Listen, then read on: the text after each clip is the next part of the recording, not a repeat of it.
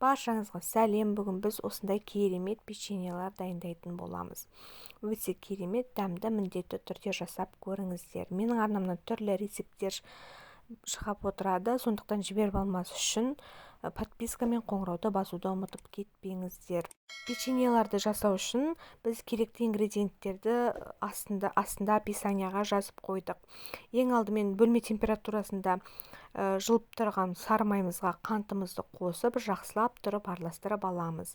Миксермен араластырсаңыздар да болады, яғни әбден май мен қанты араласқанша жақсылап тұрып араластырасыздар. Кейін осы араластырған массамызға біз бір жұмыртқамызды қосып, тағы да жақсылап араластырып аламыз.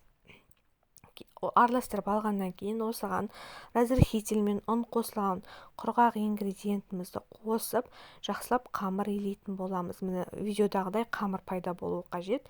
Кейін осы қамырымызды 7-8 мм жұқалықта жұқа етіп жақсылап тұрып жайып аламыз. Жайып алған қамырымызды осындай формаларға, дөңгелек формаларға кесеміз. Ортасынан тағы да кішірек дөңгелек формаларды кесіп алып, противеньға осындай етіп тізіп шығамыз.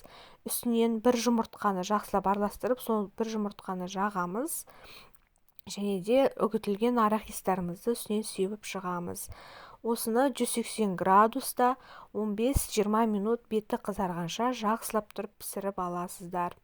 Міне осындай өте керемет, өте дәмді, ерекше песочный дейді ғой, сондай өте дәмді печеньелар шығады. Міндетті түрде жасап көріңіздер, ас болсын. Видеоға лайк басуды ұмытпаңыздар.